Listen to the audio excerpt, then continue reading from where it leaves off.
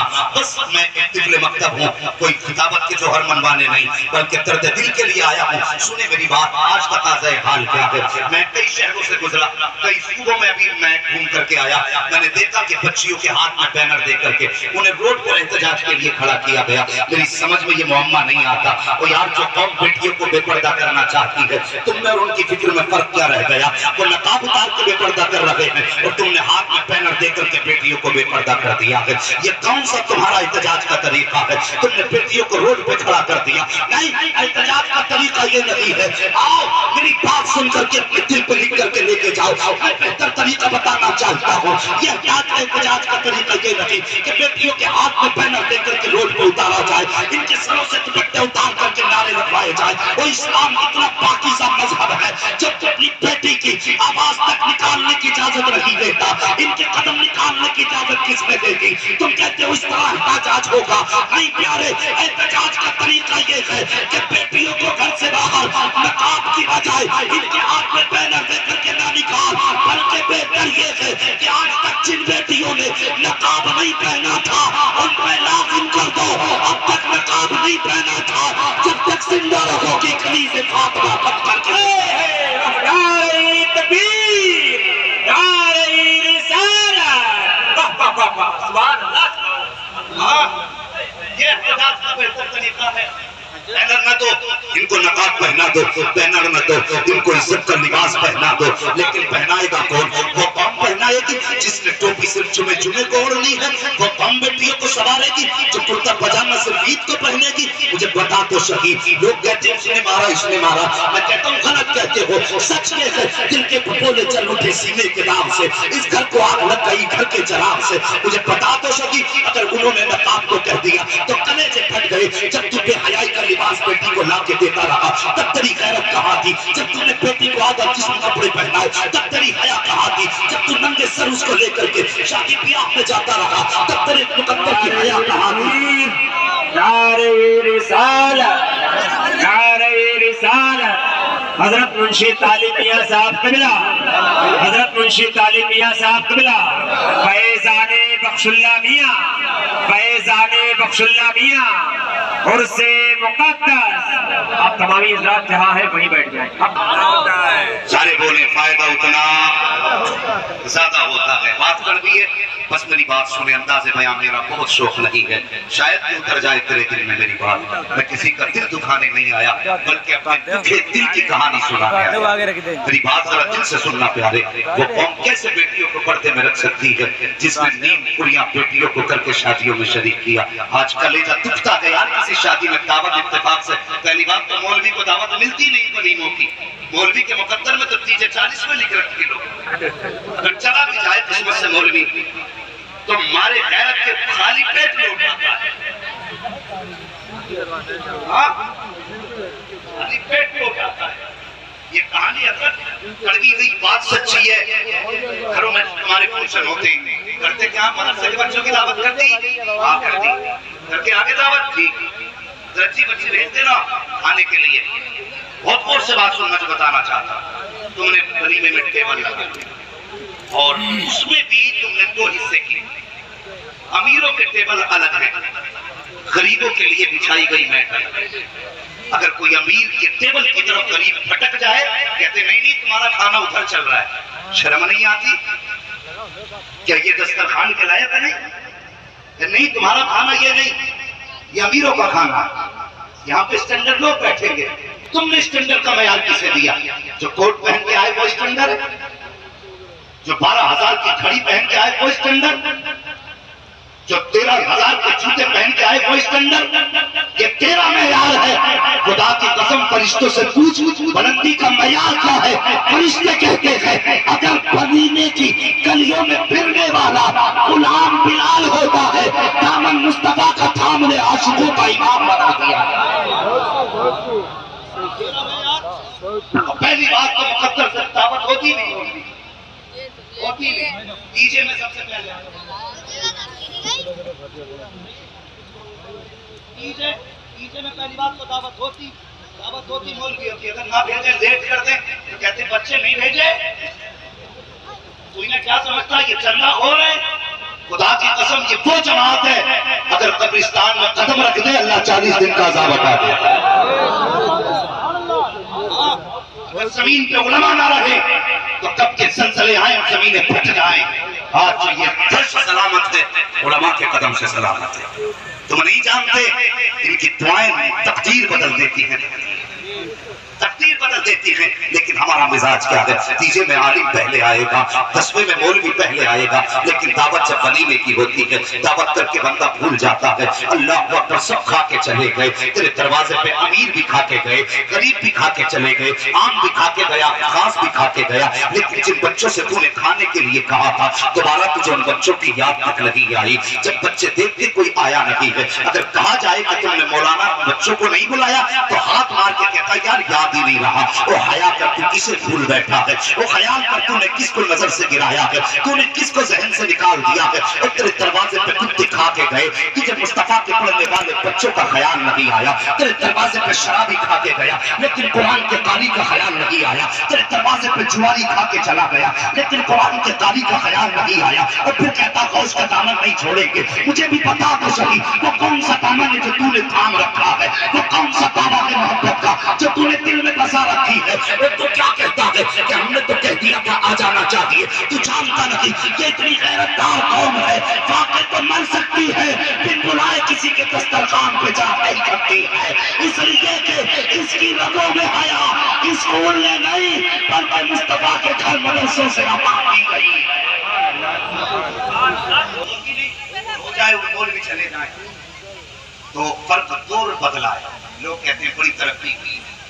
کہا کیا کہ پہلے گڑ اور مٹھا چلتا تھا برات، اب تو مرغے بکرے چل رہے ہیں. ہاں خوب ترقی کی. ہم نے کہا اور تبدیلی بھی ہم نے دیکھی. پہلے جو تھے کھانے والے بیٹھتے تھے، کھلانے والے گھومتے تھے. آج کھلانے والے بیٹھے رہتے ہیں، کھانے والے گدھوں کی طرح گھومتے ہیں. بتائیے یہ ترقی ہے ہماری؟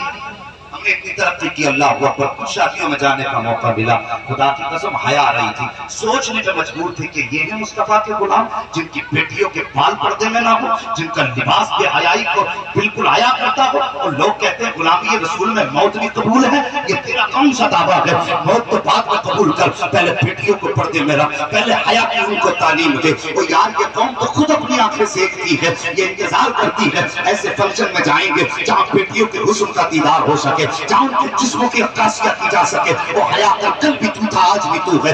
آج دنیا رو رہی ہے کہ آج فرشتوں کی مدد کیوں نہیں آ رہی ہے. میں کہتا ہوں آج بھی مدد اترے گی. خدا کی قسم 313 کی طرح پہلے اپنا ایمان مضبوط کر لے. تجھے بھی میدان عمل میں اترنا پڑے گا. اللہ اکبر. جب بیٹیوں کو ننگے سر لے کے جاتے ہو پھر مدد کدھر سے تلاش کر رہے ہو؟ مجھے بتا تو صحیح ذرا کل اور آج میں فرق دیکھ. کل بھی تو تھا آج بھی تو ہے. کل جب کوئی غیر مسلم پردیس جایا کرتا تھا تو اپنی بیٹی کو مسلمان کے حوالے کر کے جاتا تھا، کہتا تھا یار میں پردیس جا رہا ہوں، میری بیٹی کی عزت کی حفاظت تیری ذمہ داری ہے. مہینوں میں لوٹ کے آتا تھا، وہ اپنی عزت کے ساتھ ملا کرتی تھی. لیکن آج میں اس قوم کے سامنے بیٹھا ہوں جس کی نظروں میں اپنوں کی عزتیں محفوظ رہی ہے. وہ کس رشتے کی بات کروں یار، کون سی قوم کا رونا رہوں. آج ہماری قوم کا حال یہ ہے کہ ماموں بھانجی کا رشتہ سلامت نہیں، باپ بیٹی کا رشتہ سلامت نہیں، چچا بھتیجی کا رشتہ سلامت نہیں. آج کس رشتے پہ اعتماد کیا جائے؟ جدھر دیکھو عزت کے لٹیرے بیٹھے ہیں. اٹھا کر کی تاریخ مصطفیٰ جان رحمت کا دور ہے، ابتدائی اسلام ہے. اس وقت میں اسلام کے چاہنے والوں کی تعداد بھی کم تھی، یہودیوں کی پاور زیادہ تھی. اسلام کی کلمہ پڑھنے والی اسلام کی شہزادی ایک بنیے کی دکان پر سونا خریدنے کے لیے گئی. جیسے اس نے اپنی پسند کے سونے کی طرف اشارہ کیا، مجھے یہ زیور چاہیے. سننا پیارے میں واقعہ سنانا مقصود رہی ہے، تمہارے دل میں بس کچھ بات اتارنا چاہتا ہوں. اس نے سونے کی طرف اشارہ کیا کہ مجھے یہ زیور چاہیے. اللہ اکبر. اس نے اشارہ کیا تھا، وہ بلیا سمجھ گیا کہ اس کو یہ زیور پسند ہے. کہنے لگا سن بیٹی، سن بچی، تجھے جتنا چاہیے سونا لے لے، لیکن ایک بات میری مان لے. کہا کون سی بات؟ کہا ایک میرے دل کو ٹھنڈا کر دے، میرا دل تجھ پہ آ گیا ہے، جتنا چاہے سونا لے جانا، میں تجھ کو منع نہیں کروں گا. جب اتنی بات اسلام کی شہزادی نے سنی ہے، جو زیور ہاتھ میں تھا بنیے کے منہ پہ مارا اور کہا تو کیا سمجھتا ہے ہمیں تیرا سونا خرید لے گا؟ کہا تھا اس نے ہم محمد کے قدموں پہ بک چکے ہیں، دنیا کی کوئی دولت ہمارا سودا نہیں کر سکتی.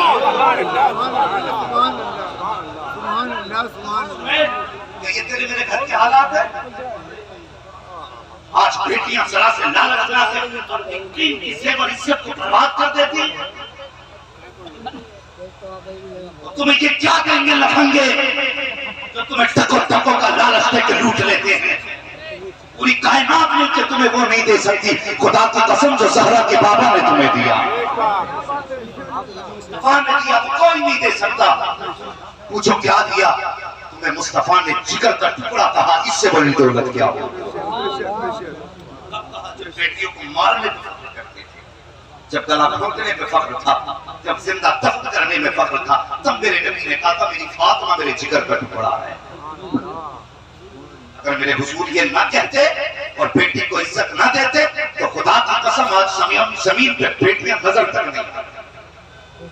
आज जब बेटी घर से नंगे सर निकलती है तब उसे मुस्तफा की याद क्यों नहीं आती। जब आज का लफंगा टको टको का लालच देकर के बेटियों की इज्जतें लूटता है, कल जब फरार हो जाती है तो आता मुंशी जी ताबीज दे दो, बेटी भाग गई किसी को पता न चले, ऐसे ही लौटा है। तूने 18 साल क्या परवरिश की अपनी बेटी की? बता, 18 साल तक क्या पढ़ाया था? पूरी जिंदगी अपने घर के अंदर बेहयाई का सबक पढ़ाता रहा। आज जब घर से फरार हुई तो मुंशी जी एक ताबीज से तेरी बेटी लौटा दे। तेरी 18 साल की गलती पे एक ताबीज पर्दा नहीं पड़ सकता। घर के हालात बदले। मैं तारीख की बात कर रहा था जब उसने कहा कि नहीं तेरा जेवर नहीं खरीद सकता। तवज्जो है ना आप लोगों की? अभी जाग रहे हैं सारे लोग? अल्लाह सलामत रखे, जरा बोल दे या रसूल अल्लाह। हाँ सुभान अल्लाह। बस सुने मेरी बात। उसने कहा जितना चाहे जेवर ले ले, लेकिन मेरे दिल को ठंडा कर दे। उसने जेवर फेंका, वो समझ गई नीयत खराब है, वहां से निकली। जैसे निकली वहां से ना, वो भी दुकान से बाहर आया, उसने इस्लाम की शहजादी का हाथ पकड़ लिया, खींचने लगा। तो मरता क्या ना करता। बच्ची ने एक आवाज दी, है कोई गैरतदार जो इस बेटी की आबरू बचा सके? इतनी बात कही उसी बाजार में कलमा पढ़ने वाला नबी का सब्जी की दुकान पे सब्जी खरीद रहा था।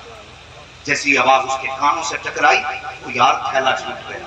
उधर दौड़ा जिधर बच्ची की आवाज आई थी, वहां गया, जाके देखा उस यहूदी ने हाथ पकड़ रखा है। जाने के बाद तलवार का दस्ता मारा, हाथ अलग किया, बेटी को कमर के पीछे करके कहने लगा हिम्मत है तो हाथ लगा के दिखा, अब इस बेटी का भाई आ गया है। अल्लाह अकबर। इतनी बात कही, उसने जब देखा मुसलमान है, इधर इस्लाम के कलमा पढ़ने वाले ने तलवार निकाली, कहा है कोई जो मेरी बहन को हाथ लगा सके। जब उसने हाथ की तलवार ली तो यहूदी चीख के कहने लगा लोगों बाजार भी हमारा, मार्केट भी हमारी, तादाद भी हमारी ज्यादा है। देखो एक कलमा पढ़ने वाला हमें कितनी जुर्रत के साथ ललकार रहा है। उसकी एक आवाज देने की बात देर हुई कि सैकड़ों तलवारें मैदान में निकल आई। एक मोमिन के सामने सैकड़ों यहूदियों की तलवारें। किसी ने कहा तेरी क्या लगती है, किसी ने कुछ तंज किया, किसी ने कुछ कहा। उसने कहा मैं कुछ नहीं जानता, बस इतना जानता हूँ इसने भाई कह के आवाज दी है, अब ये मेरी बहन लगती है। जब तक मैं जिंदा हूँ कोई इसकी इज्जत पे हाथ नहीं डाल सकता। मुझे बता तो सही, कल भी इस्लाम में कलमा पढ़ने वाले थे जो हजारों में खड़े होकर के एक की आबरू बचाया करते थे, आज हमारे बीच हमारी बेटी की इज्जत महफूज रही है। बता तो सही हम किस राह पर जा रहे हैं, हम किस डगर पे चल रहे हैं, हमारे नारे कितने सच्चे हैं, हमारे दावे कितने सच्चे हैं। दिल पे हाथ रख के बता। अब जब सैकड़ों तलवारें आई है, एक यहूदी आगे बढ़ा कि देखता हूं कैसे रोकेगा। जैसे आगे बढ़ा इसने तलवार निकाल रखी थी, आगे बढ़ा इसकी तलवार हवा में उछली और लब्बों में उसका सर तन से जुदा कर दिया। जब एक यहूदी का सर कटा, सैकड़ों तलवारें टूट पड़ी है, एक तलवार मुजाहिद है, सैकड़ों तलवारें मुकाबले में है। तलवार चलती रही। आधे दिन से ज्यादा वक्त गुजर गया।